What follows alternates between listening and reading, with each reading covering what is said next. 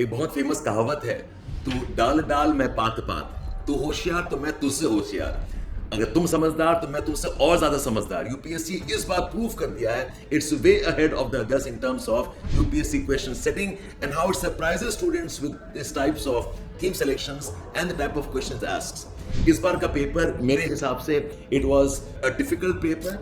1 to 10 के scale में मेरे ख्याल से पेपर 6-7 के रेंज में आता है, not moderate but difficult side में था। ये पेपर काफी कंसेप्चुअल बेस्ड था, along with that applied basis पे था।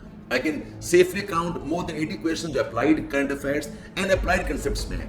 In fact इस बार तो सरप्राइज एलिमेंट ये भी रहा है that the UPSC has asked, हालांकि सेम themes, वही environment, वही pollution, वही EV, वही global warming, वही COP, but the type of treatment is very different from what they have done earlier. There are a couple of surprise elements. Surprise elements में no questions from Jainism and Buddhism, no questions from rivers. हालांकि एक question Indus पे था, but वो अलग type का question था। And they have introduced calculations in economy paper. They have asked questions on time zones. They have asked questions on sports, जो कि ज़्यादातर पूछते नहीं हैं। लास्ट कपल ऑफ साल से history was not doable, but इस बार हिस्ट्री काफी डुएबल था।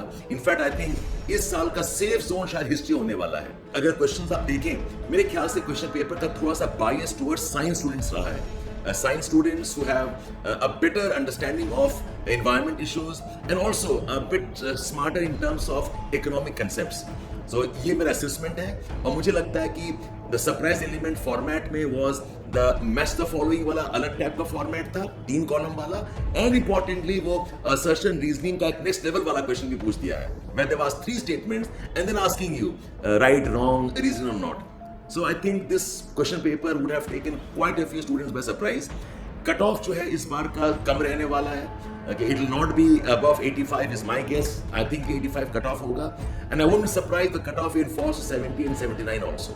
So I think पढ़ने का तरीका अब आपको चेंज करना पड़ेगा. You cannot be studying bookish notes alone. You cannot be focusing only on some institute material.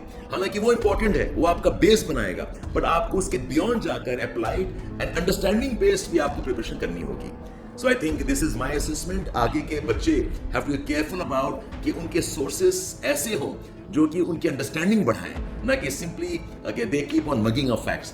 अच्छा, ये पेपर फैक्चुअल भी था कुछ हद तक, बट फैक्चुअल कैसा, अप्लाइड वाला factual was definitely bit more. That's my impression, the quick first cut from Edukemy about 2025 UPSC prelims paper.